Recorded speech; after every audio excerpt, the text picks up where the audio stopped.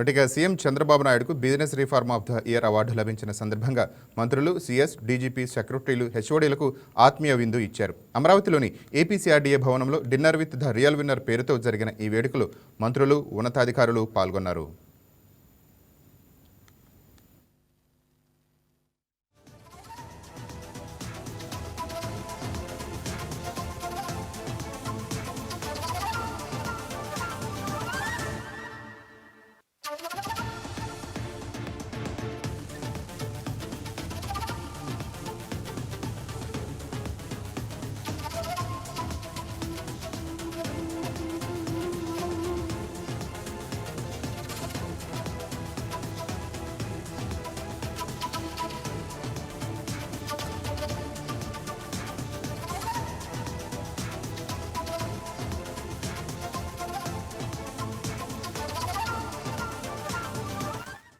ఇక business reform of the year 2025 award లభించడంలో కీలక పాత్ర పోషించిన అధికారులే అసలైన విజేతలని చంద్రబాబు ప్రశంసించారు. మంత్రి పయ్యావుల కేశవ్ సమన్వయకర్తగా వ్యవహరించిన ఈ భేటీలో రాష్ట్ర ప్రగతి కోసం అహర్నిశలు శ్రమిస్తున్న యంత్రాంగాన్ని సీఎం ప్రత్యేకంగా అభినందించారు.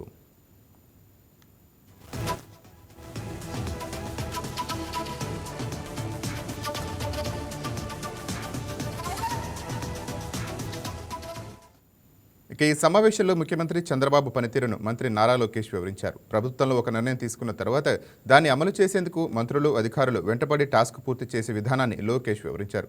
పరిపాలనలోనూ రాజకీయాల్లోనూ ఎలాంటి ఈగోలకు పోకుండా పనిచేసే వ్యక్తి చంద్రబాబు అని వ్యాఖ్యానించారు. పెట్టుబడులను తీసుకువచ్చే విషయంలో, పారిశ్రామికవేత్తలను కలిసే విషయంలో ఈగోలను పక్కన పెట్టి టీం స్ఫూర్తితో పనిచేస్తున్నామని లోకేష్ తెలిపారు. సీఎం చంద్రబాబు ఇలా చాలా సందర్భాల్లో 1995 నుంచి 99 పాలన గురించి చెప్తారని, ఇకపై 2024 నుంచి 29 పాలన గురించి చెప్పుకునేలా పనిచేస్తామని లోకేష్ వెల్లడించారు.